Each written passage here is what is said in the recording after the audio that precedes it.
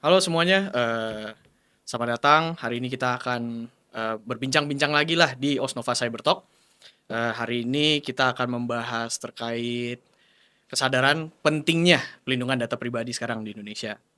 Hari ini saya ditemani oleh Bapak Hendri Sasmita Yuda dari Komdigi, serta ada Bapak Sofian Lusa dari Osnova ya. Mungkin tujuan dari podcast atau pembahasan kita hari ini kita mau coba ngobrol-ngobrol dikit lah. Sebenarnya tuh pentingnya pelindungan data pribadi atau biasa disebut PDP itu apa sih zaman sekarang? Soalnya saat ini kita sering dapat pertanyaan dari antara itu dari perusahaan atau dari orang-orang sewajarnya yang biasa tuh mengapa kita harus aware dan kenapa kita harus takut kalau data kita itu hilang. Nah, mungkin banyak yang menanyakan mengapa persiapan apa yang harus kita lakukan sehingga kita itu dapat menjamin keamanan dari privasi kami. Mungkin kita bisa ada ngobrol-ngobrol dikit tentang secara umum aja. Generalnya tuh PDP itu apa and why is it important buat kita semua. PDP ini tuh apa sih sebenarnya? Kayak apa tuh sebenarnya yang dijaga dan data pribadi tuh kenapa sih penting harus orang tahu dan resikonya tuh gimana? Mungkin dari Mas Hendri bisa ngasih insight dikit, Pak.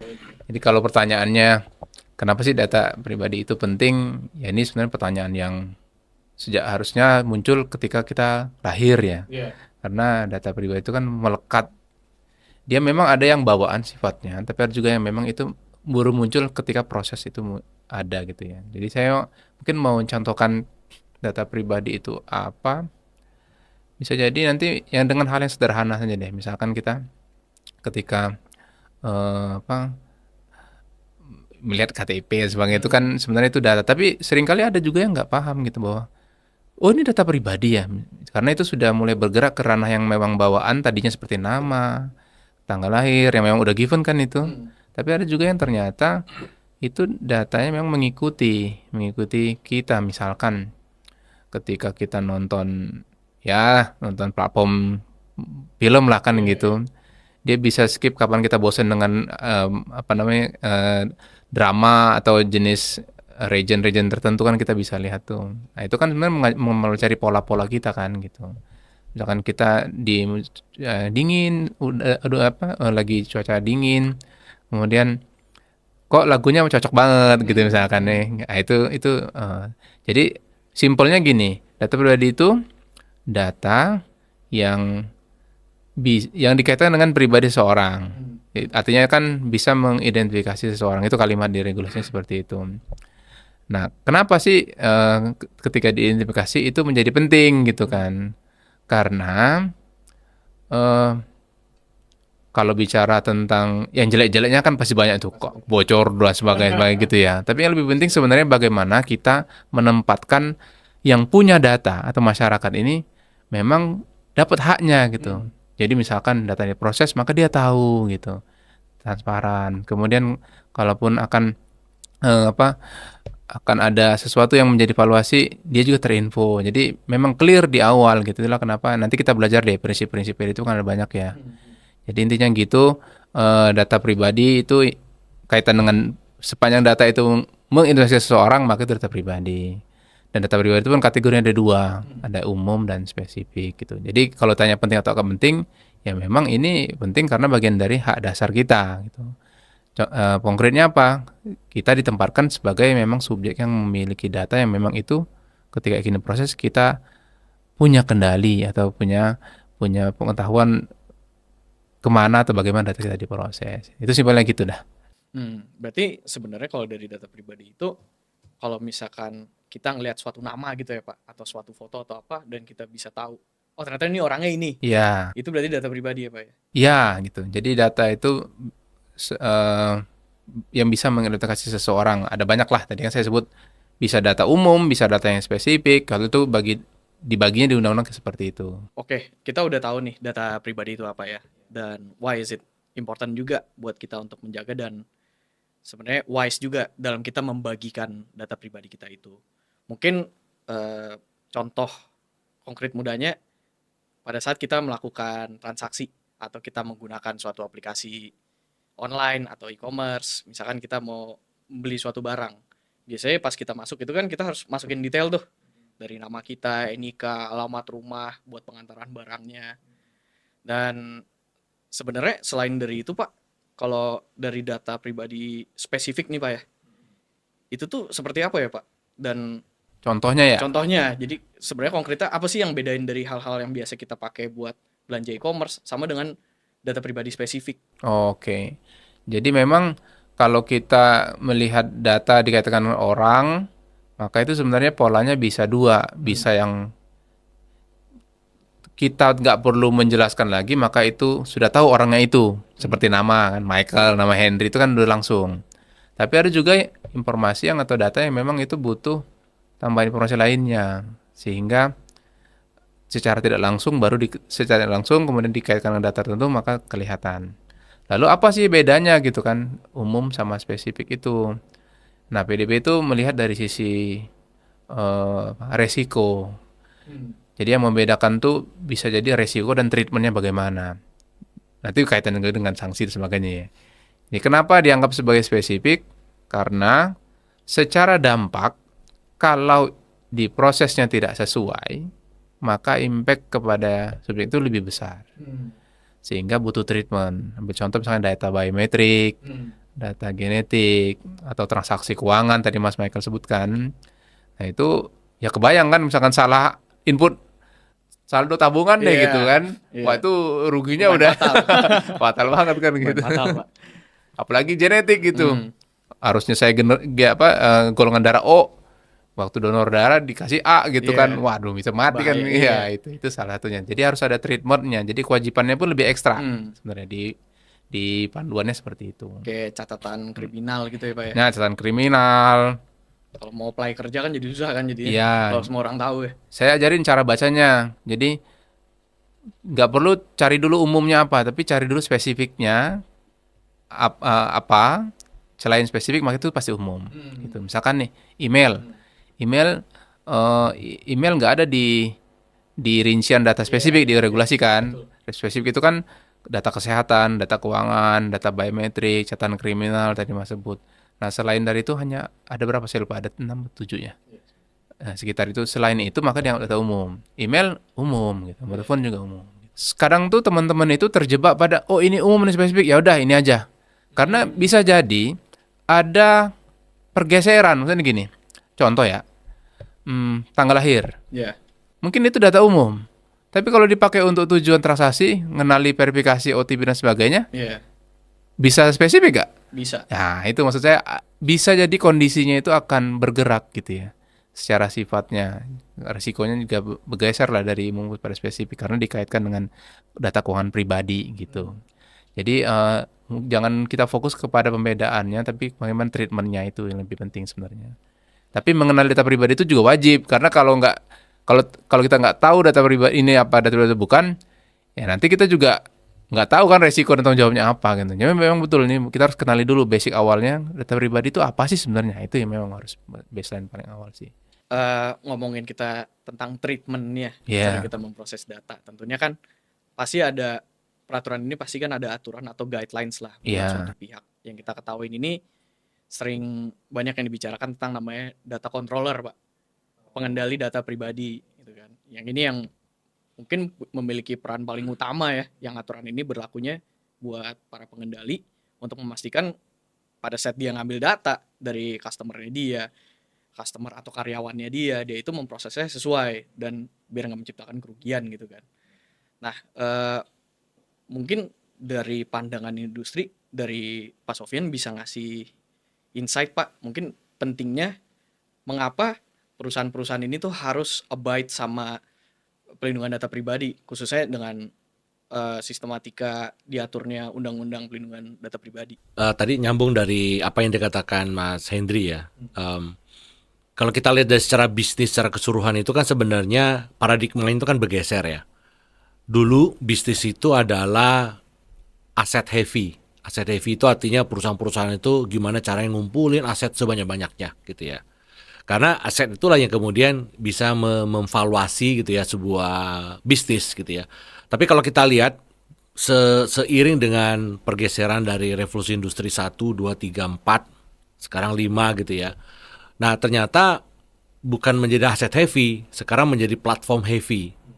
Nah, pergeseran ini ternyata asetnya pun bergeser. Kalau dulu asetnya secara fisik, maka sekarang yang dijadikan aset itu adalah data. Nah, makanya ada istilah data is the new oil. Nah, kalau kita bicara the new oil, berarti kan sama seperti oil, kita harus cari di mana kita udah dapat, kita gali, kita explore, kita bersihkan, kita filtering dan seterusnya gitu ya, sehingga dia bisa jadi energi. Nah, ternyata karakteristiknya sama dengan data gitu ya. Kalau kita bicara dari sisi bisnis, makanya berlomba-lomba orang mengumpulkan data, membuat platform gitu ya. Supaya apa? Supaya di dalam data itu ternyata ada pattern. Pola-pola itulah yang tadi disampaikan Mas Hendri, ternyata itu bisa menjadikan bisnis itu menjadi cheaper, better, faster.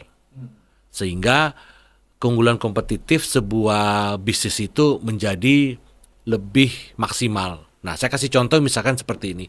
Kalau kita lihat ya, revolusi industri ketiga itu ketika orang mengenal adanya internet dan seterusnya gitu ya, kemudian bergeser menjadi revolusi yang keempat gitu ya, connected device.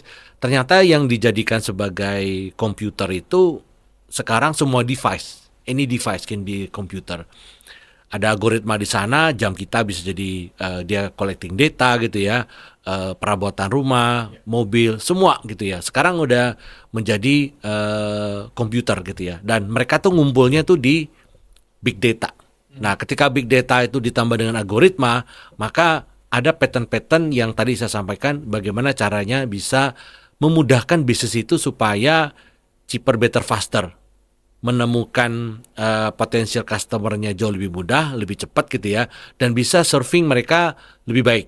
Nah, inilah yang kemudian kalau tidak diatur gitu ya, bisa berdampak jadi tidak balance, tidak seimbang. Nah, makanya kalau kita lihat gitu ya dari sisi bisnis itu ada namanya know your customer gitu ya.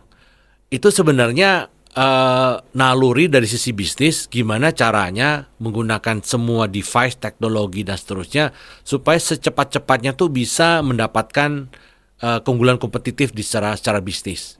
Nah, yang jadi masalah adalah kalau seandainya mereka dengan mudah bikin platform kemudian mengumpulkan dalam big data gitu ya, kemudian memprofiling. Jadi kalau tadi saya nyambung misalkan ya, bisnis dulu namanya bisnis itu adalah broadcaster gitu ya. Sekarang tuh menjadi broadband.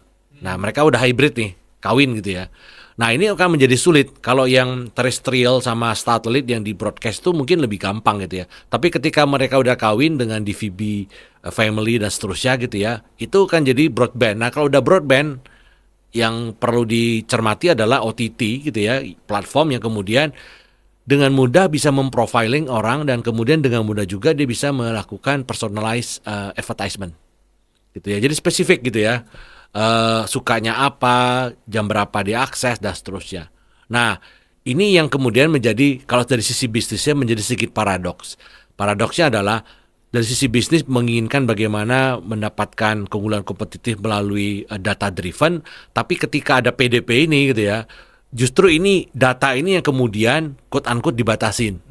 Ya, tidak boleh ini, tidak boleh itu segala macam. Nah, makanya kenapa kita perlu diskusi gitu ya, PDP ini sebenarnya secara ekosistem itu dampaknya itu kira-kira seperti apa gitu ya.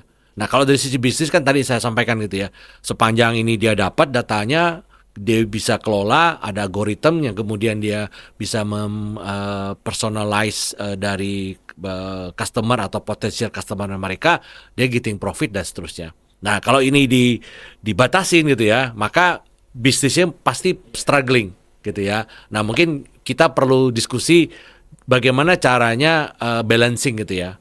Dari sisi bisnisnya bahwa ini menjadi sesuatu hal yang wajib mereka pahami juga gitu ya. Tapi di sisi lain ada edukasi kepada masyarakat juga. Gitu Mas Mike. Iya, saya setuju sih tentang masalah tadi quotes-nya Pak Sofyan yang data is the new oil gitu ya. Soalnya sekarang mungkin dari beberapa tahun ini, maybe the past 2 years, data nih emang lagi naik banget nih. Hal-hal yang berhubungan dengan IT, dengan AI, itu lagi naik banget.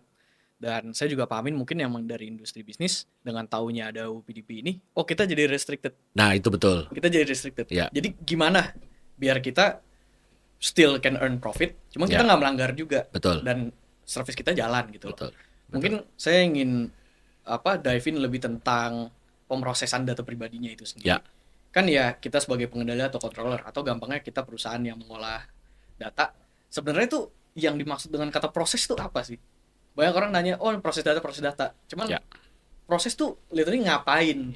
Gitu ya, mungkin orang tuh masih rada bingung. Mungkin dari Mas Hendri bisa kasih insight sebenarnya pemrosesan data, mungkin yang khusus yang level yang di Indonesia khususnya, yang wajib dilakukan sama controller tuh bagaimana ya Mas? Penting memang kita harus paham. Biasa kan istilah kerennya tuh selain memproses itu mengelola data Iya, gitu ya, mengelola data. Dan itu diterjemahkan di regulasi itu dengan kalimat memproses ya, memproses. Memproses itu bisa jadi, tapi starting pointnya selalu dari kacamata collecting dulu, jadi pengumpulan dulu. Merolehnya, awalnya ya, iya, awal mulai masuk dulu ya. pasti dong. Iya. Kan data itu kan, ya contoh datanya Pak Michael, pasti kan dibawa Michael, Iya. nggak akan menilai apa-apa kalau nggak dikelola oleh saya gitu, atau dikasih gitu. Caranya makanya itu ada namanya konsep pemrosesan kegiatannya perolehan pengumpulan. Nah setelah dikumpulin diapain tuh? Ya nggak mungkin dong cuma ngendep aja kan, Iya. disimpan gitu. Nah Buat nyimpen apa? juga Heeh. bagian dari pemroses. Disimpan pasti akan diolah, dianalisis. Terus kemudian ada kemungkinan juga dikirim untuk di tempat lain, atau kemudian diungkapkan gitu karena bagian dari proses bisnis. Sampai di akhirnya itu dimusnahkan. Jadi mulai dari kita, kenapa dimusnahin? Karena pada akhirnya kan ini kita nggak miliki gitu. Itu yang mindset pertama seringkali salah kaprah nih bagi kita yang punya data, yang lola data gitu ya. Kenapa dimusnahin? Ya tadi kita harus kembalikan bahwa ini sebenarnya bukan milik kita, dan ya memang yang punya itu ialah yang punya data pribadinya gitu. Jadi yang disebut proses itu tadi mulai dari memperoleh, ngolah analisis, ngirim dan sebagainya sampai ini. Tapi kan pertanyaan kemudian siapa sih yang memproses itu kan? Iya. Nah, itu kan Betul. sehingga ditanya. Saya tuh selalu pakai analogi, tahu kan elemen ada air, Iya, api. udara, api, tanah gitu ya. Nah, data ini juga ada gitu, pengendalinya. Tapi ini namanya pengendali data gitu ya. Avatar Pak. Iya, avatar data, pengendali data gitu. Ada. Kenapa kita yakin? Jejak digital aja ada tersimpan. Pasti data pun juga ada yang punya nih gitu. Berserakan di search engine manapun pasti ini ada yang punya nih pasti. Dan harus ada yang diminta tanggung jawab gitu. Nah, dimulai dengan apa? Dengan kita mengenali kegiatannya. Jadi bisa jadi para pihak itu ada yang hanya nyimpan aja. Kan ada yang memang itu sampai ngolah gitu. Jadi itu tergantung dari tujuannya gitu. Kalau tujuannya memang hanya sebatas untuk ngumpulin. Nah, biasanya apa yang kita lakukan atau kita kelola data itu, kalau PDB itu nyebutnya harus akuntabel. Nah, tadi kan sempat disinggung tuh gimana sih caranya. Saya tadi tertarik. Kalau saya menyebutnya bukan is the new oil ya. Karena kalau the new oil itu benar memang, tapi ada kesan kayak hanya dimanfaatin doang Iya, gitu loh iya. kesannya kan. Buat keuntungan doang. Gitu. Kalau saya nyebutnya data itu kayak sumber kehidupan gitu.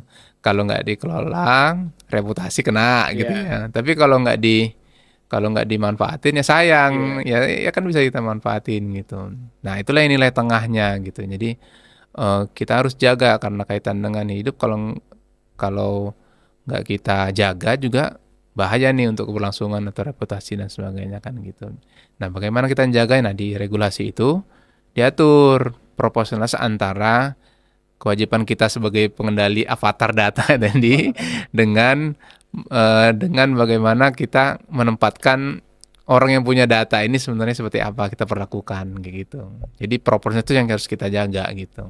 Jadi sebenarnya yang wajib untuk ngikutin undang-undang PDP nih siapa aja sih Pak? Para pihaknya itu ada banyak sebenarnya. Kalau yang kelola data, yang punya tanggung jawab untuk melakukan sesuatu kewajiban itu ada istilah pengendali data pribadi. Tapi ada juga istilah prosesor data pribadi. Nah, itu dua pihak yang selalu berkaitan dengan pemrosesan. Bedanya apa dua ini? Pemroses itu kayak ibaratnya orang yang disuruh lah oleh pengendali. Jadi yang tanggung jawab tetap si pengendalinya. Boleh nggak memproses tanpa prosesor? Bisa, boleh aja. Jadi kayak subkonnya lah ibaratnya gitu. Itu satu pihak ngelola. Kemudian yang kedua, masyarakat yang punya data lah, individu. Subjek data kita sebutnya di istilah PDP. Itu subjek data pribadi. Itu sih secara simpel dua ya. Kalau lain-lainnya kan regulator dan sebagai pengawas, sebagai supervisor kan tuh pasti kan ada gitu. Ada lagi, nah siapa itu pengendali? Apakah pemerintah juga termasuk gitu kan? Nah di regulasi kita jelaskan bahwa ini pengendali data yang ngelola data ini nggak hanya pelaku usaha, tapi bisa juga pemerintah, instansi, termasuk juga perorangan gitu. Profesi-profesi yang menjalankan sesuatu dengan memproses data itu bisa seperti dokter, advokat dan sebagainya itu dikenali. Jadi mengenalinya eh, sebagai entitas badan hukum bisa, sebagai perorangan bisa, sebagai instansi bisa. Jadi itu yang kita coba cover di dalam regulasinya gitu. Oke, oke. Yang saya sering perhatiin ya Pak ya, itu tuh sering banyak miskonsepsi yang orang ngiranya, oh saya hanya tunduk pada undang-undang data pribadi kalau misalkan saya PSE, penyelenggara sistem elektronik, atau sistem saya itu harus online, soalnya saya harus data ini. Tapi sebenarnya nggak kayak gitu kan Pak? Enggak kayak gitu. Sepanjang dia ngelola data Mau untuk offline tetap aja. iya offline, online memang salah kaprah sih sering. Iya, sering Dianggap banget tuh salah kayak kaprah. data pribadi tuh hanya untuk elektronik gitu loh, Pak. Iya. Heeh. Data pribadi ini ya mau diprosesnya offline atau online itu ya tetap dikenai tanggung jawab gitu. Dan pihaknya pun sepanjang dia memproses data, jadi konteksnya memproses misalkan dia menyediakan suatu platform, kemudian user bisa membuat akun misalkan nih. Nah, itu bisa dianggap sebagai pengendali karena dia memproses data gitu. Kalau misalkan saya kasih contoh nih Pak ya, Mm-mm. misalkan saya perusahaan di bidang Transportasi. transportasi deh, atau Mm-mm. outsourcing gitu ya Pak, yang menyediakan Outsourcing untuk tenaga kerja. ya. Ya, apa yang mana saya tuh nggak punya sistem online. Semua ini masih manual lah, dengan dokumen, semua dokumen fisik semua. Kalau misalkan saya ngambil data karyawan saya pada saat dia pertama kali daftar, kan pasti ditanya dong. Kan biasanya kan ada kewajiban bagi pengusaha untuk menambahkan atau mengikut sertakan karyawannya dalam program BPJS, atau untuk memproses gajinya minta Ya, nomor rekening ya dan betul itu. lain-lain. Itu kan minta data. Betul. Kalau itu termasuk juga Pak Termasuk, jatuhnya? masuk. Meskipun itu untuk kepentingan internal ya umumnya Iya, kan. kepentingan internal. Heeh, untuk data ngelola data pegawai kan. Berarti bisa dibilang seluruh perusahaan yang punya karyawan yang ambil data Iya, ini mestinya. wajib harus ikutin undang-undang Betul. Tadinya kan kita perlindungan. mengira wah ini hanya perusahaan yang hanya nyediain layanan kepada Iya. masyarakat gitu ya. Ternyata enggak hanya itu gitu. Ke internal juga sama. Bahkan belum jadi karyawan pun ketika dia Oh, melamar iya. pun Oh, iya, benar, betul, benar, betul. benar, udah benar. diminta macam-macam. Jadi mintanya berlebihan. Iya, iya, iya. KTP, KK semua. Iya, Padahal statusnya sendiri Baru calon. baru calon gitu Iya, kan. benar. Ini Nah, kan. itu gimana tuh Pak? Kalau misalkan benar yang kata Pak Sofian, misalkan kita daftar nih, udah kasih data kita, tapi ternyata karyawan itu nggak terseleksi, Iya, nggak jadi kepilih. ini blessing in disguise juga ya ketika PDP itu hadir itu ada pola-pola. Jadi saya nyebutnya PDP ini bukan hanya soal hukum dan regulasi gitu ya, tapi soal manusia dan perilakunya juga gitu. Iya benar ya Pak ya. Dan manusia dalam arti organisasi juga ya, manusia organisasi dan perilakunya. Jadi saya nyebutnya tuh kayak mindset culture yang eh, harus kita coba lihat kembali. Ini tuh sebenarnya sesuai nggak sih gitu sebagai, dan tadi yang Pak Sofian contohkan misalkan ngumpulin data misalkan ada perusahaan dia nerima calon karyawan waktu rekrutmen pertama katakanlah administrasi deh gitu Iya, ya iya. itu sudah disuruh scan wajah gitu misalkan ya Ya, foto. ya kan scan wajah dilarang nggak enggak tapi untuk saat itu belum tepat belum gitu butuh kan juga kan? dia Ya. belum tentu jadi pegawai nanti kan butuhnya itu kalau misalkan ada keperluan yang sifatnya kayak high risk misalkan yang butuh KYC tadi kata Pak Sofian. Nah itu di PDP disebutnya prinsip terbatas dan spesifik. Kalau kerennya di istilah luar tuh data minimization lah gitu ya. Heeh. Nah itu salah satu kesalahan, bukan saya nggak nyebutnya kesalahan sih, tapi memang itu sesuatu yang nggak sesuai sebenarnya. Jadi mengumpulkan data sebanyak-banyaknya juga nggak baik gitu. Nah, itu salah satu sampel. Makasih Pak Sofian tadi dibanting. Oke, mungkin setelah kita bahas kewajibannya dalam memproses, mungkin saya pengen lebih tahu juga nih. Sebenarnya kesalahan-kesalahan umumnya tuh dalam memproses kan pasti banyak dong. Kita sering dengar berita perusahaan ini, bank A, bank ini bocoran datanya, merugikan nasabah dan lain-lain. Sebenarnya tuh mungkin saya pengen tahu juga dari Pak Sofian yang in this industry ya. Misalkan dalam teknis dalam menjaga data pribadi, biasanya tuh isunya tuh apa sih sehingga sistem tuh bisa gagal gitu loh Pak? Nah, sebenarnya ini tadi ya terkait dengan data itu kan banyak literatur sebenarnya awal tahun 2000-an tuh udah banyak yang menulis mengenai data driven gitu ya. Jadi data driven itu secara spesifik itu bicara mengenai strategi perusahaan itu didapatkan dengan mengelola data gitu ya. Kalau datanya cuma sedikit mungkin nggak berarti apa-apa, tapi kalau datanya agregat itu bisa melihat pola seseorang dan seterusnya gitu ya.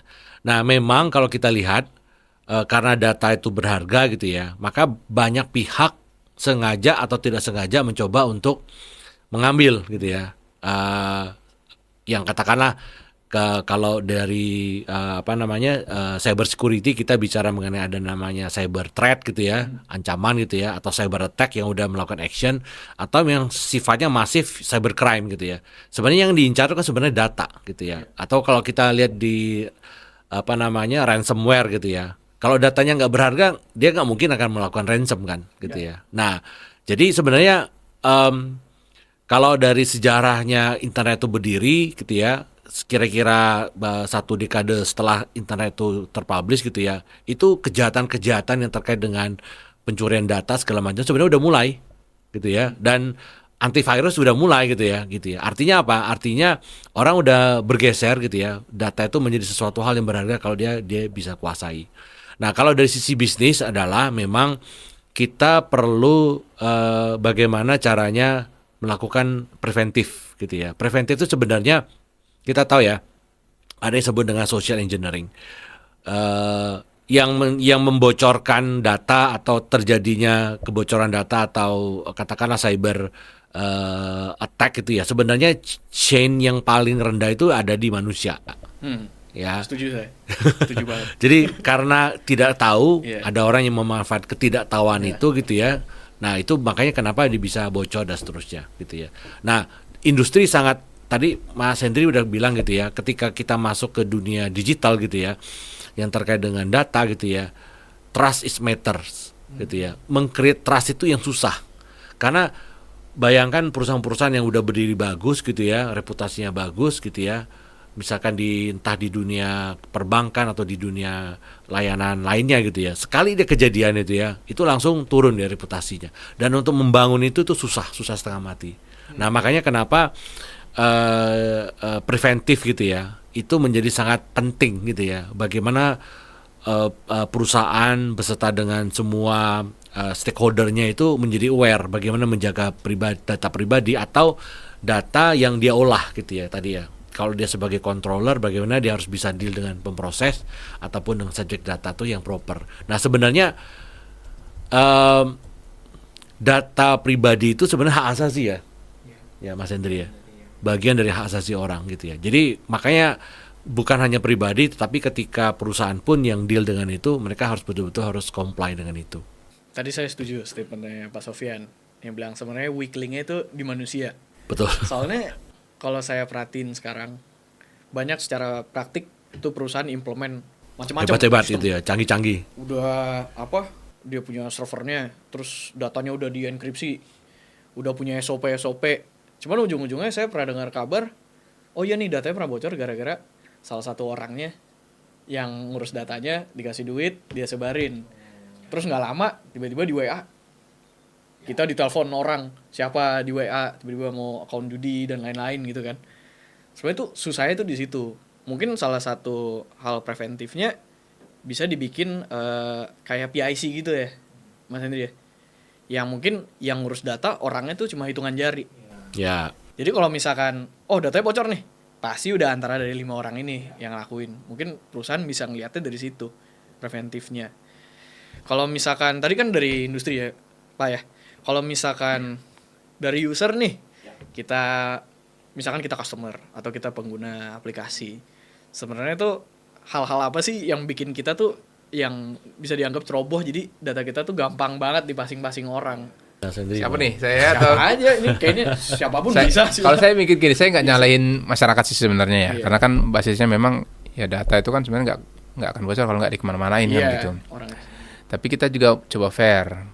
Tadi Pak Sofyan sebutkan ada beberapa perilaku di perusahaan yang memang agak bukan menyimpang, tapi ya harus kita luruskan lah, kita sesuaikan. Tapi dari user juga ini juga catatan. Ambil contoh gini, Saya tuh bukan ini ya, bukan ngelempar masalah ya, enggak ya. Tapi ini contoh misalkan. Kalau kita punya data nih, data pribadi kita, kemudian diminta oleh satu layanan, kemudian saya kasih lah datanya, tapi datanya nggak benar, ya kan? Datanya nggak benar tuh. Terus apa ya saya bisa dilindungi oleh undang-undang misalkan ya? Oh saya aja ngasihnya sesuatu yang nggak benar, secara itu kita nggak sesuai gitu kan? Itu satu, betul. Kemudian yang kedua, seringkali bukan, kan tadi saya sebut tadi bahwa sebenarnya data itu bisa jadi sumber kehidupan gitu ya. Jadi semua apapun pasti butuh login sesuatu, butuh data gitu ya. Tapi kita kan juga tahu nih, orang tuh lagi berebut nih. Siapa yang punya banyak data banyak pasti dia punya value atau punya ini jual yang dia di evaluasinya kan.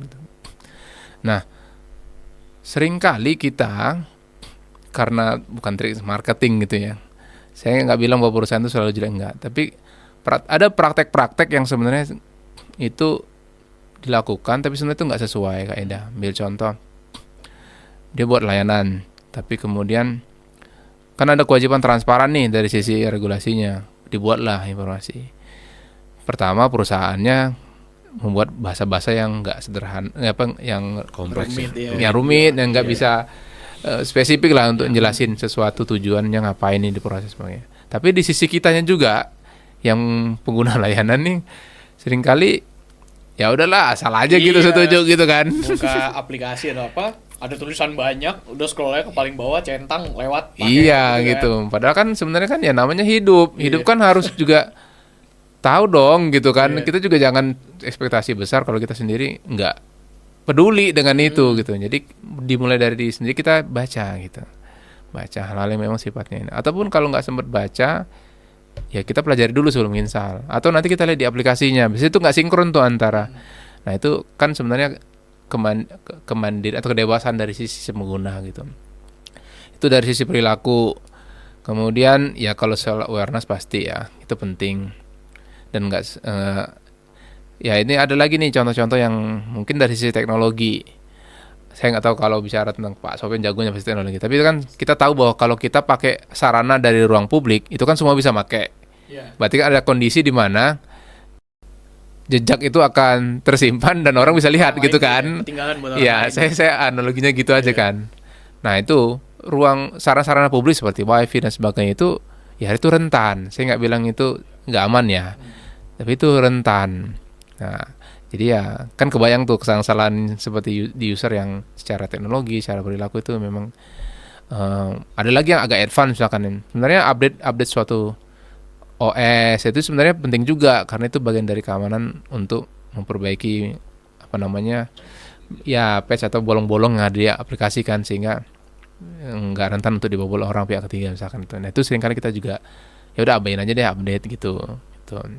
Saya nggak nyebut ada aplikasi bajakan enggak ya, tapi ya itu salah satu juga gitu karena dimodify untuk melakukan engineering yang memanipulasi gitu. Itu salah satu contoh-contohnya sih, mulai dari perilaku, penggunaan teknologinya, atau dan tadi yang dan sebagainya. Jatuhnya awareness sih, Pak.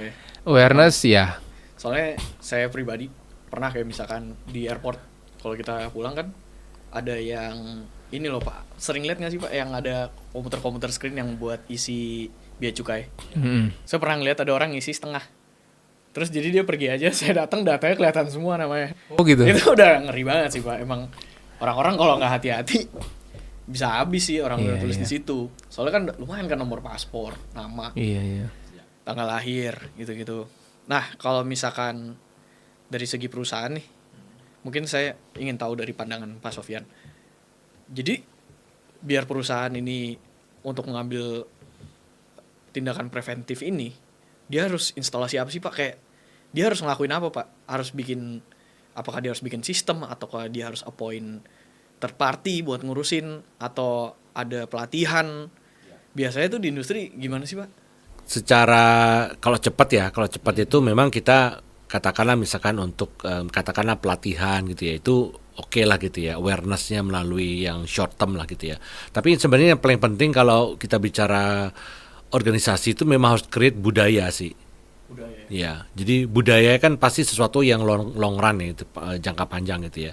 Ya kalau misalkan dia perusahaannya memang mau serius gitu ya, ketika dia mulai rekrutmen pun kandidat yang masuk ke perusahaan itu harus ditanya gitu ya, pemahaman mereka terhadap data pribadi seperti apa.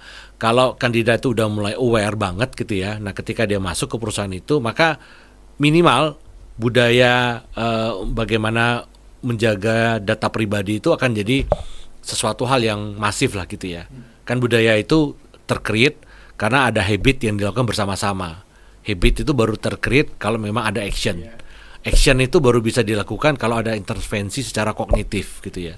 Nah, jadi orang disadarkan dulu secara kognitifnya, baru kemudian di action. Bagaimana menjaga. Tadi Mas Hendri bilang gitu ya, jangan sembarangan klik, phishing gitu ya, segala macam. Jangan melakukan misalkan just checking, melakukan kalau di publik itu kan ada charging sembarangan gitu ya. Kita juga nggak tahu gitu ya. Tadi sebenarnya macam-macam gitu, banyak gitu ya. Nah, kalau kita udah mulai secara pribadinya kita aware, kita bergabung dengan orang-orang yang memang aware, nah habitnya tercreate di situ. Nah, kalau dilakukan secara bersama-sama ya budaya perusahaannya akan tercreate. Jadi memang bukan sesuatu hal yang instan, tapi memang harus dibuild gitu ya, secara kolektif gitu ya. Kalau enggak seperti itu ya pasti kayak pemadam kebakaran gitu ya. Gitu ya. Jadi ini bermasalah ya itu yang diinikan gitu ya. Ini udah selesai, pindah lagi kemana gitu ya. Tapi the big picture-nya belum dapat gitu ya. Nah, satu hal lagi kalau saya lihat kemajuan teknologi itu dengan kemajuan bagaimana kejahatan di siber itu juga luar biasa gitu ya. Dan kejahatan tuh biasanya selangkah lebih advance gitu ya, yang saya perhatikan gitu ya. Nah, oleh karena itu makanya bagaimana kita bisa aware itu ya salah satunya adalah adanya pelatihan secara kontinu gitu ya. Terus dari pimpinannya juga aware gitu ya. Jadi sehingga kita bisa memitigate lah sedini mungkin.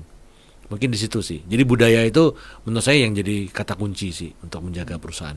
Saya sebenarnya pengen tahu sih Pak, kalau misalkan ini sebenarnya teknis dikit sih.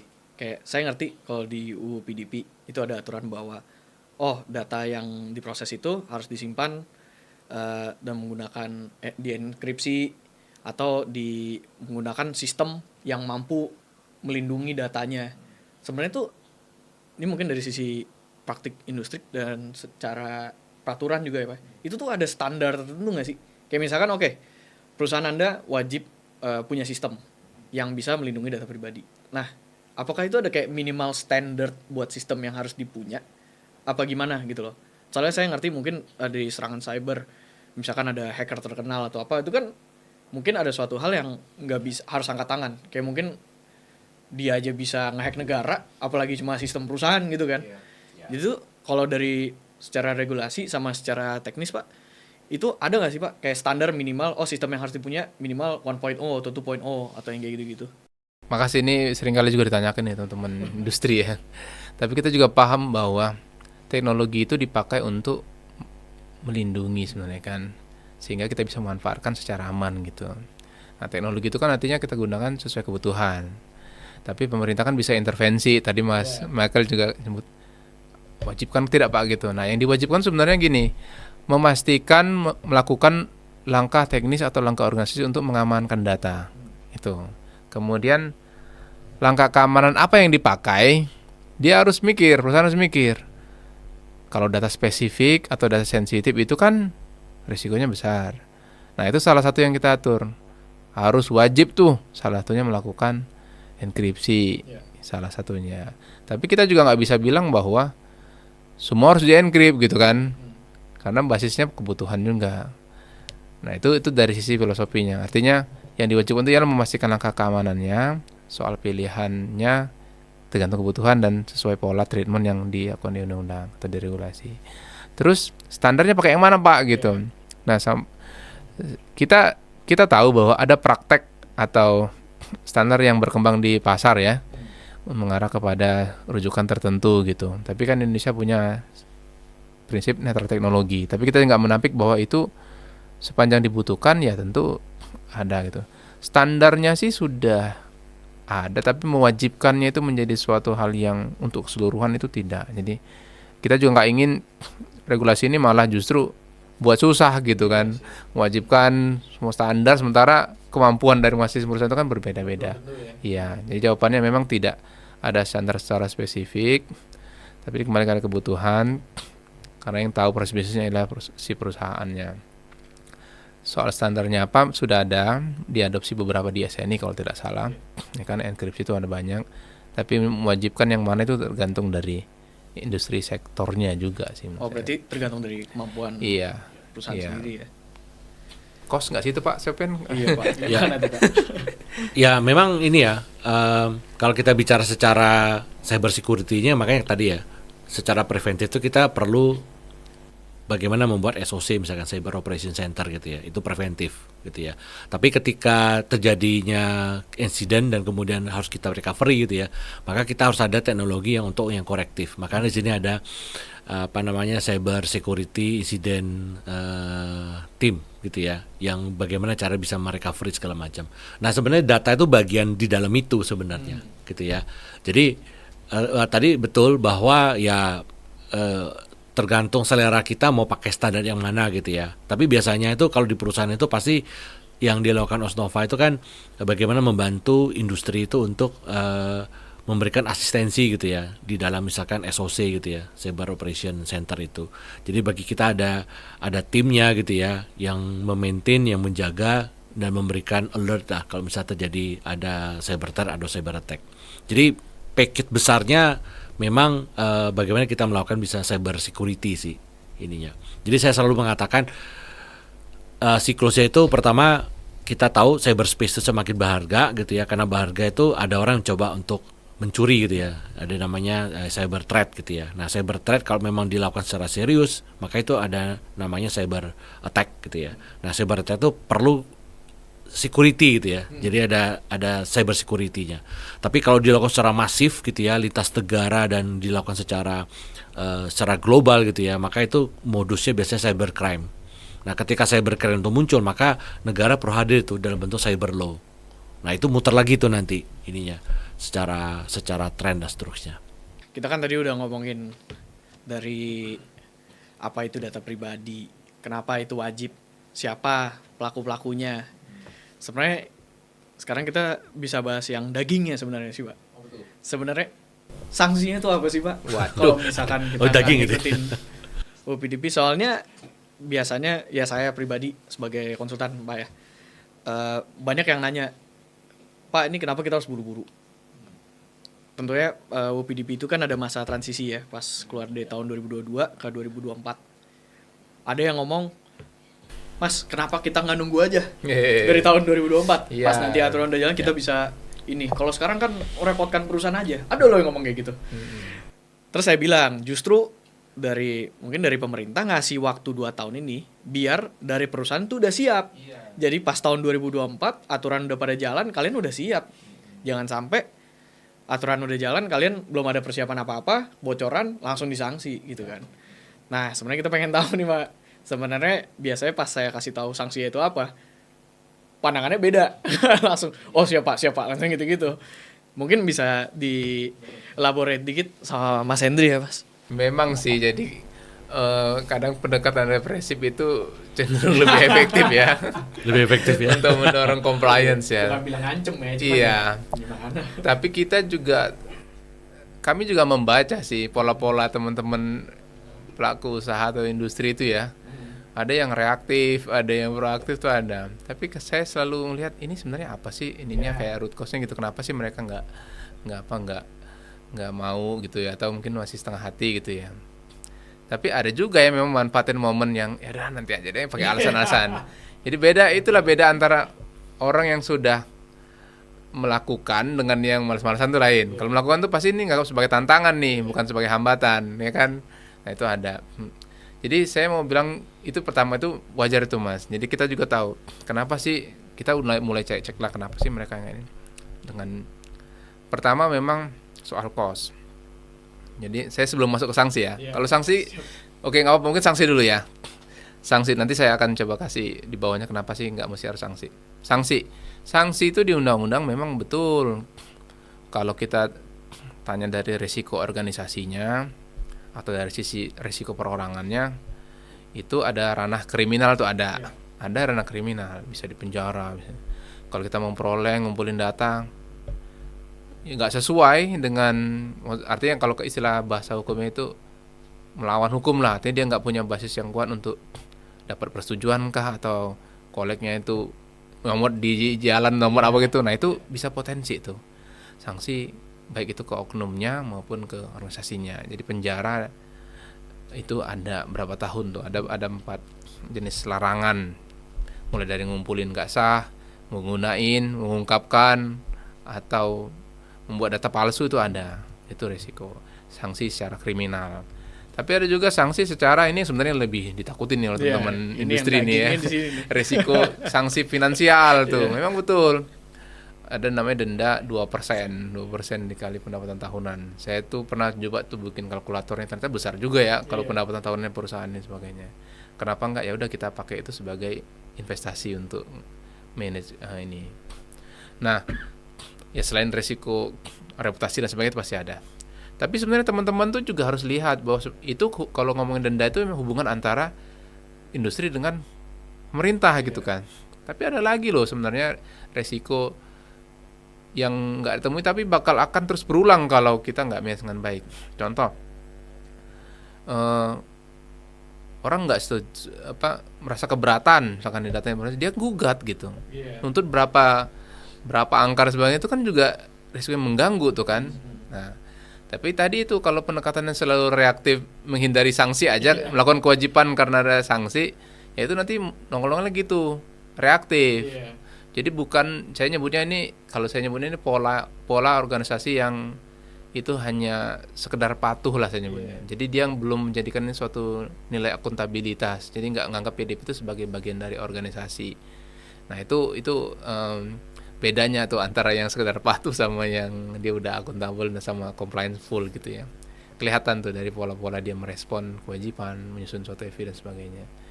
Nah, ini saya mau gali lebih jauh nih Mas Michael nih. Kalau tadi ngomong sanksi kan misalkan gini. Ya tadi saya coba, kenapa sih sebenarnya mereka ini nggak patuh gitu. Kalau soal patuh sebenarnya ya kalau resiko, kalau bagian dari governance tuh penyesuaian terhadap sesuatu tuh harus terus ada gitu kan, sampai nanti kiamat mungkin ya Pak ya. Termasuk juga kepatuhan, regulasi ada harus disesuaikan, itu pasti tuh. Tapi kalau dari sisi lain ini, saya lihat kenapa sih mereka agak telat atau lambat. Pertama saya pikir, tapi ini benar juga, pertama saya pikir, oh mungkin karena di Indonesia ini kalau di PDP ini kan terbilang cukup baru lah ya, meskipun secara komprehensifnya kan undang-undang ini baru. Tapi ada juga yang anggap, Pak ini kan baru, belum ada nih penyedia jasa solusinya gitu, kami nggak dibantu gitu, gimana caranya. Awalnya saya bukan dikibulin ya, kayak ini benar juga nih ya, baru. Ternyata saya cek, ternyata ada gitu yang bisa bantuin gitu, hanya soal itikat baik, keinginannya aja nih sebenarnya. Saya kira Osnopa juga ada ya Pak Sofian, nanti Pak Sofian bisa cerita lah gitu.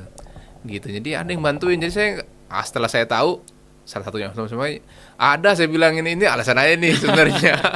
Banyak kok framework yang sederhana maupun yang itu yang bisa dipakai gitu kan itu. Nah, itu sudah. Kemudian yang kedua, mungkin ini cost nih, jadi nganggap PDP itu sebagai hambatan karena ngeluarin cost aja kan gitu. Cost aja nih gitu kan.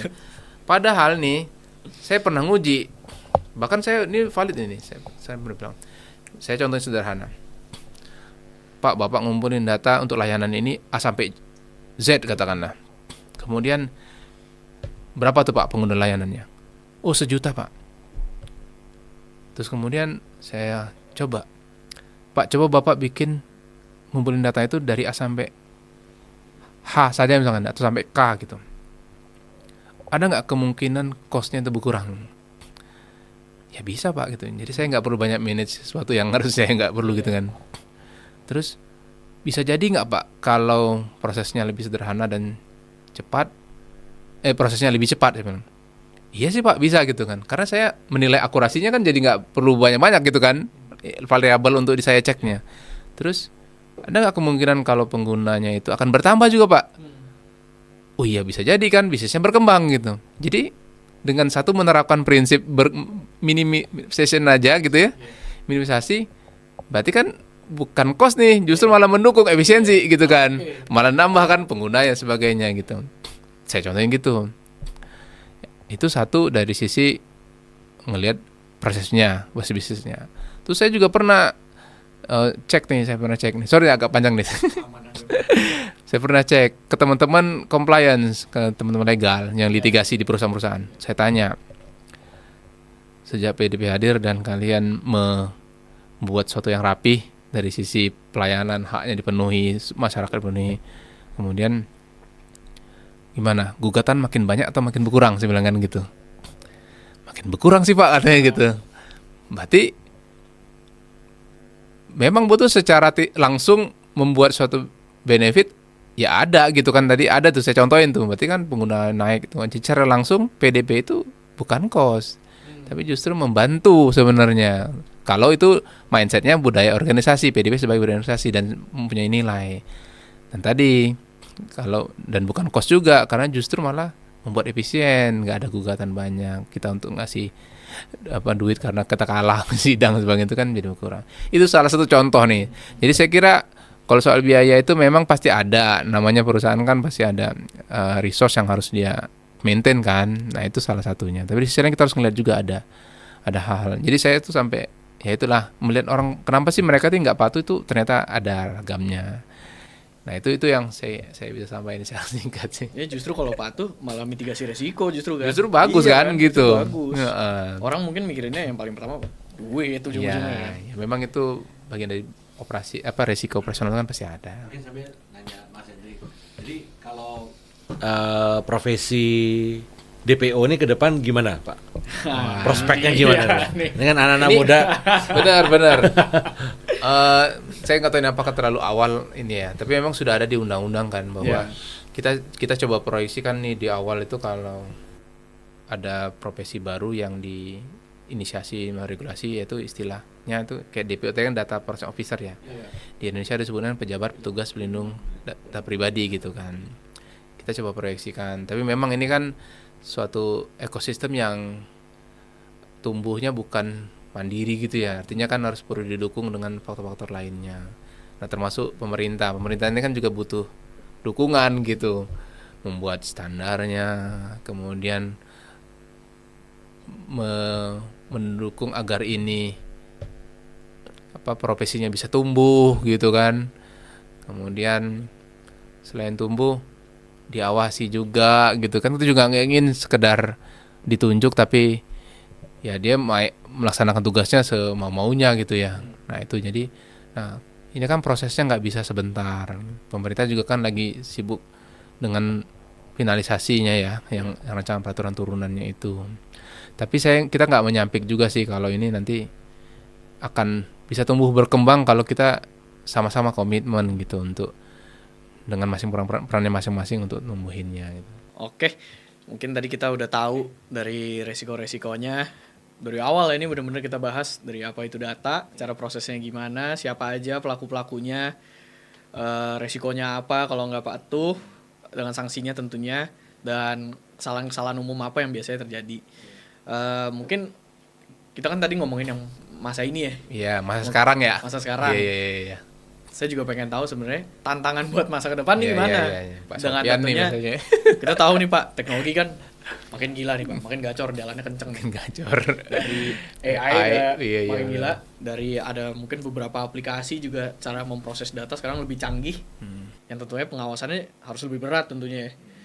Dan mungkin Pak Sofyan bisa kasih bayangan nih Pak, apa nanti kira-kira incoming threats di masa depan, dan kira-kira hal preventifnya the best way biar perusahaan itu bisa selalu aman dalam jaga data pribadi itu gimana ya Pak ya?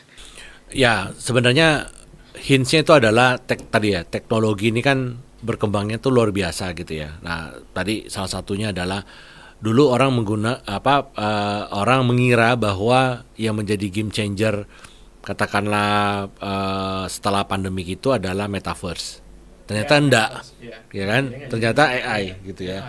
Nah, ketika AI itu muncul gitu ya, itu semua industri shifting semua gitu ya, bisnis shifting, startup shifting gitu ya, semua shifting gitu ya. Nah, biasanya memang dari sisi regulasi gitu ya, mau tidak mau juga harus bisa melihat hal-hal seperti itu gitu ya.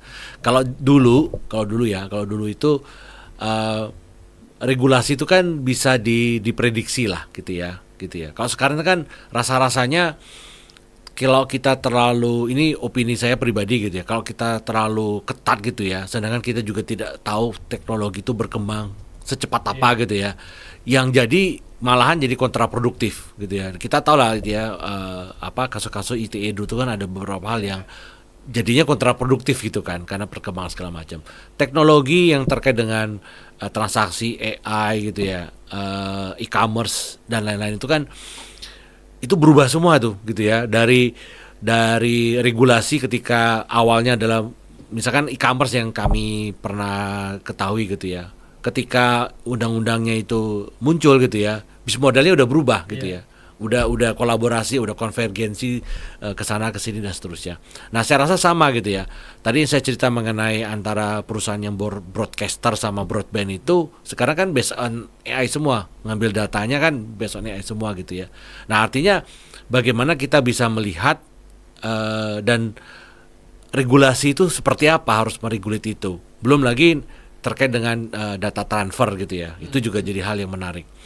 Jadi kalau saya lihat gitu ya, ujung-ujungnya memang kalau kita melihat dari saat negara gitu ya, ujung-ujungnya memang digital sovereignty itu jadi matters ujung-ujungnya gitu ya. Jadi kita berdaulat secara data dan berdaulat secara teknologi. Artinya apa? Artinya kita tahu data itu yang input siapa, dipakai oleh siapa, di mana disimpan, siapa yang mendesain teknologi itu, gimana cara mendeploy gitu ya, dan bagaimana undang-undang untuk dapat memprotek itu. Nah selama itu belum ada gitu ya, rasa-rasanya memang digital sovereignty itu menjadi cita-cita saja gitu ya. Jadi ini makanya ekosistem bersama yang harus kita kejar ke sana. Mungkin secara garis besarnya arahnya ke sana sih ininya. Jadi mau nggak mau, walaupun jangan pakai alasan bagi perusahaan, peraturan belum ada, bukan berarti perusahaan memang harus udah siap-siap gitu loh. Soalnya mau aturan berjalan baru keluar, teknologi juga pasti akan berkembang terus. Gitu. Betul. Daripada kita ketinggalan, yang penting ikut aja terus, patuh terus gitu ya. Betul. Oke. Ini lumayan diskusinya daging ya. Oke, mungkin itu udah sekian dari perbincangan kami hari ini ya. Siap. Kira-kira dari Mas Hendy atau Pak Sofyan mungkin ada closing statement atau hal-hal yang ingin disampaikan sebelum kita menutup? Saya kira kita harus paham bahwa melindungi data pribadi itu bukan hasil akhir ya. Itu proses yang saya nyebutnya harus berkelanjutan. Kenapa? Karena pertama dari kacamata user, mengetahui, kan PDP itu udah ngasih hak eksklusif tuh kepada masyarakat. Kalian boleh ini, boleh tahu, boleh minta gitu dan sebagainya, bahkan boleh nuntut dan sebagainya. Dan itu manfaatkan gitu. Artinya proses belajar, awareness kita mengenai data pribadi itu apa. Kemudian kalau data pribadi kita harus tahu siapa yang proses data kita. Kemudian kalau diproses apa saja hak kita, bagaimana seharusnya kewajiban itu. Dan kalau ada dispute seperti apa harus kita lakukan dan sebagainya. Itu satu hal, proses yang terus harus dipelajari. Kemudian yang kedua dari sisi perusahaan atau industrinya gitu ya, bahwa kalau melindungi itu berhenti sekarang atau nggak mulai gitu, ya itu sama aja kayak kita, saya nggak ingin nyebutnya bom waktu, tapi bayangkan dengan saat ini regulasi yang ada saja, kita sudah bisa adaptif gitu ya. Apalagi nanti kalau udah regulasi teknisnya turun, kita nggak mulai dari nol. Artinya sudah ada yang dipersiapkan. Dan itu kan waktu. Makanya kita sebutnya proses yang berkelanjutan. Saya kira kalau kita peduli tentang data pribadi, maka kita harusnya lindunginya sejak dini. Ya kan, itu yang.